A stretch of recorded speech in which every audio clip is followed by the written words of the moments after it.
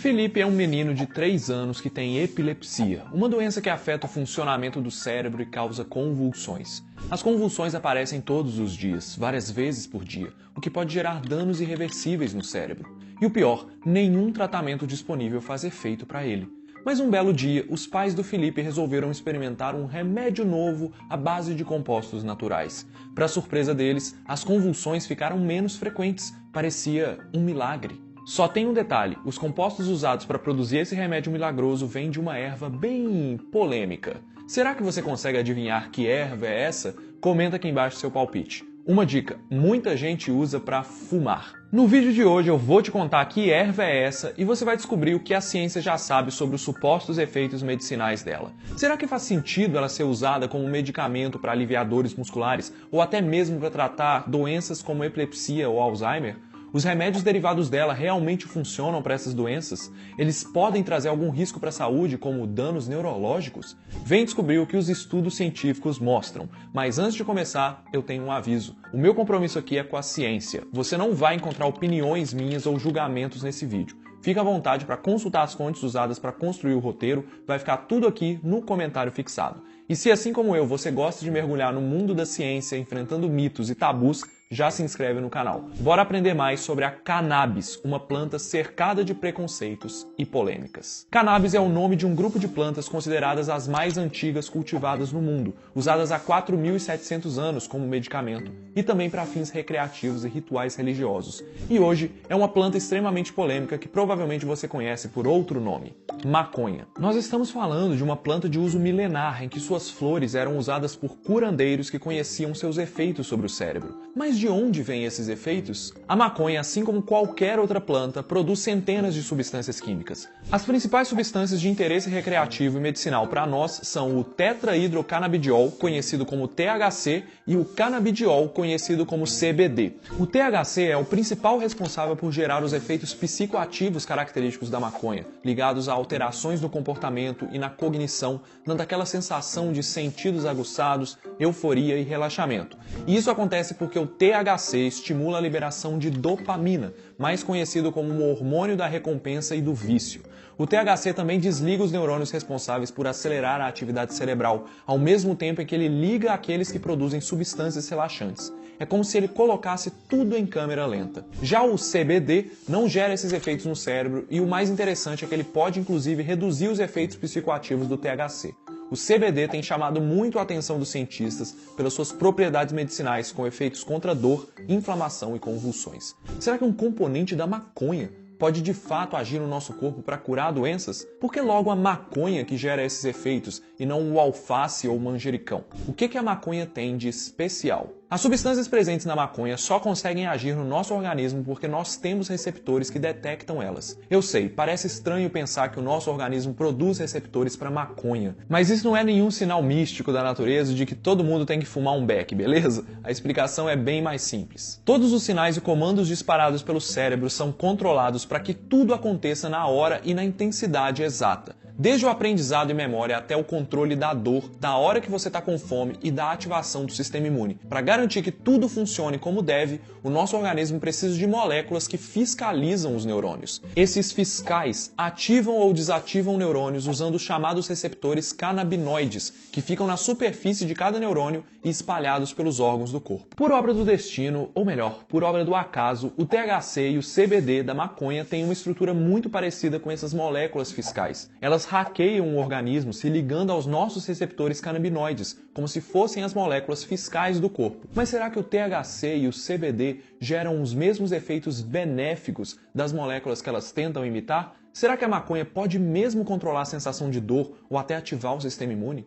Quais são os verdadeiros efeitos medicinais da maconha? Para falar das propriedades medicinais da maconha, precisamos esquecer aquela imagem de uma pessoa chapada, com olhos baixos, vermelhos e com apetite de leão. Sim, isso pode acontecer com quem fuma cigarro de maconha como droga recreativa, mas não é desse tipo de uso que eu vou falar aqui. Eu vou falar do uso da maconha a partir de uma recomendação médica. médica, seja para tratar alguma doença ou aliviar sintomas que não se resolvem com os tratamentos disponíveis. E existem duas maneiras de fazer isso. A primeira é usar moléculas como o THC e o CBD que foram retiradas da planta e purificadas, ou até mesmo produzidas sinteticamente em laboratório. Esses dois compostos usados juntos ou separados realmente funcionam para algumas doenças e condições específicas, como a epilepsia. Alguns casos raros de epilepsia afetam o funcionamento do cérebro desde a infância, causando crises convulsivas violentas que prejudicam o aprendizado e levam a deficiências cognitivas.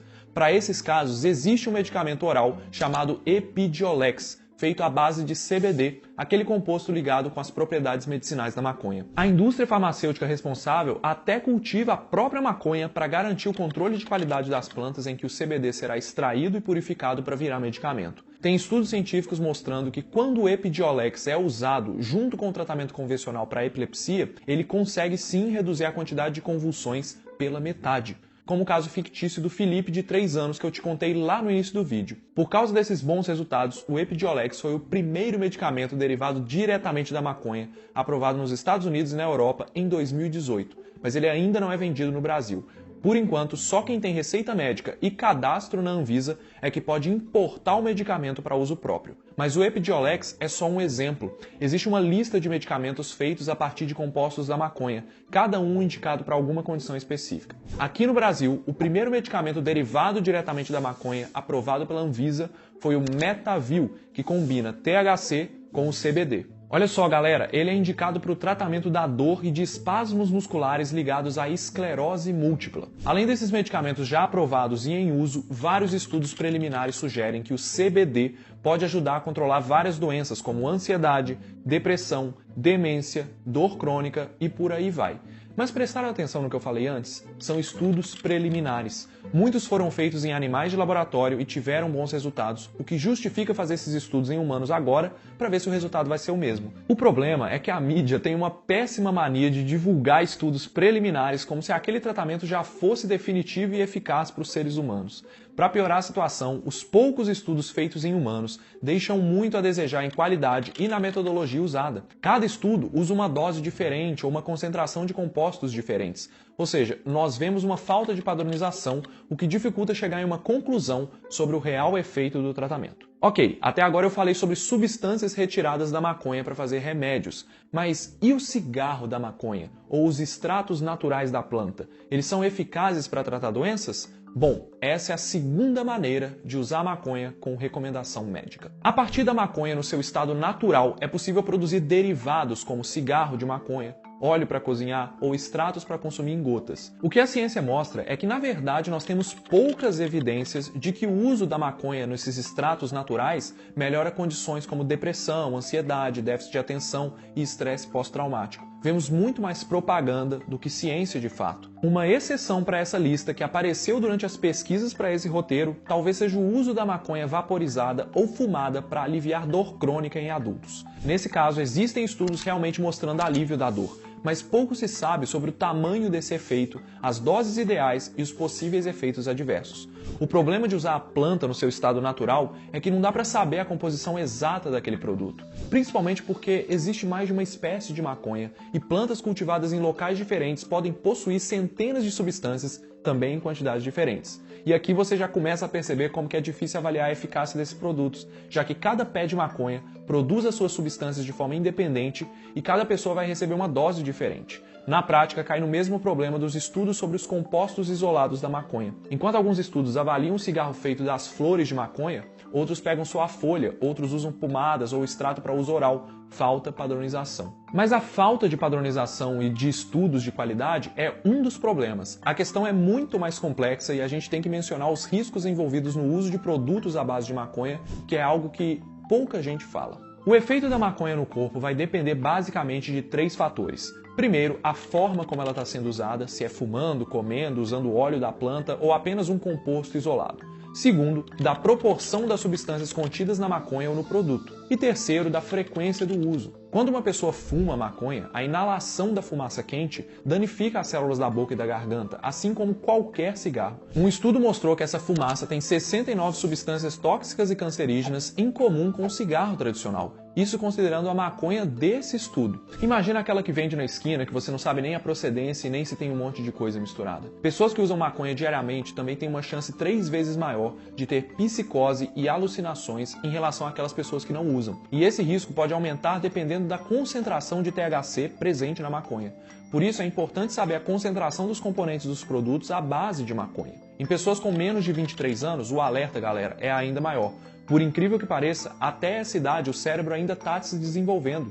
E o uso persistente da maconha nessa fase prejudica esse desenvolvimento, afetando permanentemente a memória, concentração e aprendizagem. E a gente não pode deixar de falar do vício, um dos grandes perigos do uso frequente da maconha. Substâncias psicoativas como o THC podem sim danificar regiões do cérebro ligadas à tomada de decisões e controle de impulsos. Em troca do prazer momentâneo que a maconha traz, a pessoa abre mão de partes importantes da vida, como família, amigos e até da saúde. Por causa de tudo isso, no Brasil, o uso da planta é avaliado caso a caso. Dependendo, a pessoa pode receber recomendação médica e autorização da justiça para cultivar até a maconha em casa, mas somente para uso paliativo, para aliviar os sintomas de doenças terminais ou em casos onde não há outra alternativa.